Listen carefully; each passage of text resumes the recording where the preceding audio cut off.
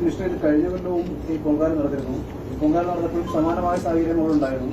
അന്ന് വിളിച്ചു വെച്ചപ്പോൾ കോർപ്പറേഷൻ പറഞ്ഞത് ഇത് ക്ഷേത്രത്തിന്റെ പരിധിയാണ്, ആ ക്ഷേത്ര പരിധിയിലുള്ള സ്ഥലങ്ങൾ മാലിന്യങ്ങളെല്ലാം നീക്കം ചെയ്തത് ആ ക്ഷേത്രത്തിന്റെ ഉത്തരവാദിത്തമാണെന്ന് പറയുന്നത്. മറ്റൊരു കാര്യം എന്ന് പറയുന്നത് ക്ഷേത്രം ഇത് ടെൻഡർ അനുവദിച്ചു എന്നാണ് പറയുന്നത്.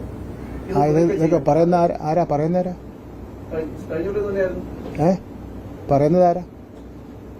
ക്ഷേത്രത്തിന്റെ ഭാഗത്താണ്. ക്ഷേത്രത്തിന്റെ ഭാഗം ക്ഷേത്രം അങ്ങനെ എന്തെങ്കിലും പറഞ്ഞാൽ എന്റെ ശ്രദ്ധയിൽപ്പെട്ടിട്ടില്ല.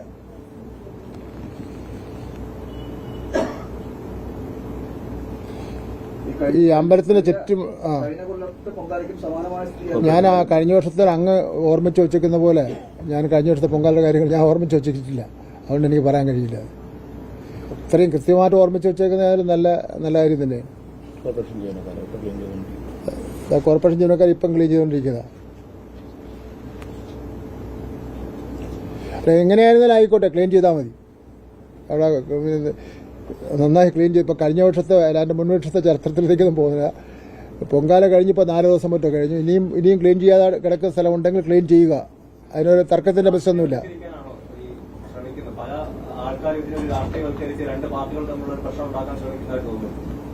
അങ്ങനെ ഒരു രാഷ്ട്രീയവൽക്കരിക്കുന്നതിന്റെ കാര്യമൊന്നുമില്ലല്ലോ.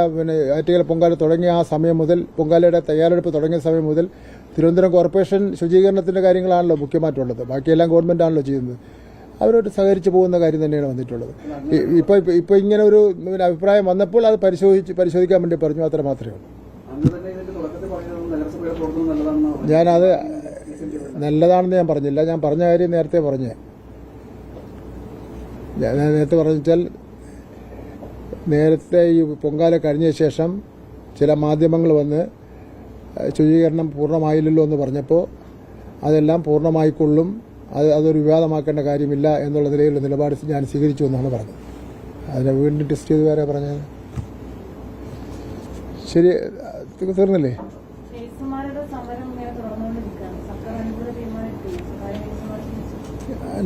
നഴ്സുമാർക്ക് മിനിമം വേതനം അനുവദിക്കേണ്ടതാണ്. ഇപ്പോൾ സംസ്ഥാന ഗവൺമെന്റിന്റെ മിനിമം വേതനം കമ്മിറ്റി നഴ്സുമാർക്ക് മാത്രമല്ല,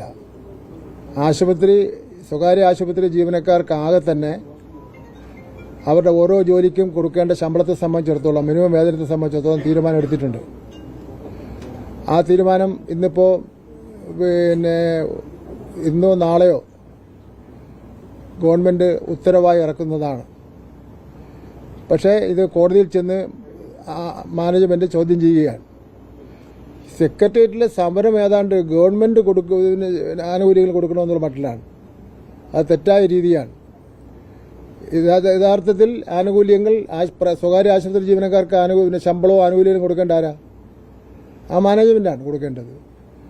ആ മാനേജ്മെന്റ് ആണ് ശമ്പളവും ആനുകൂല്യങ്ങളെല്ലാം കൊടുക്കേണ്ടത്.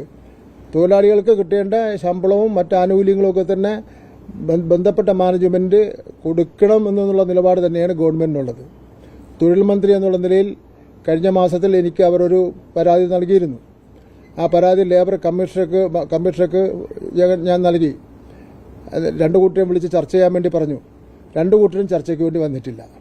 ഇനിയും തൊഴിലാളി സംഘടനകൾ തൊഴിൽ മന്ത്രി എന്നുള്ള നിലയിൽ നിവേദനം നൽകിയാൽ തൊഴിൽ നിയമം അനുസരിച്ച് അവർക്ക് കിട്ടേണ്ട ആനുകൂല്യങ്ങൾ വാങ്ങിക്കൊടുക്കുന്നതിന് വേണ്ടിയുള്ള പരിശ്രമം നടത്തും. അതൊക്കെയാണല്ലോ പരാതിയായിട്ട് വന്നിട്ടുള്ളത്. അതുകൊണ്ടാണല്ലോ ഇതിൽ ഇടപെട്ടത്. അത്തരം കാര്യങ്ങളുണ്ടായാൽ ഇടപെടാനുള്ള അധികാരാവകാശങ്ങൾ ഗവൺമെന്റ് ഉണ്ടല്ലോ.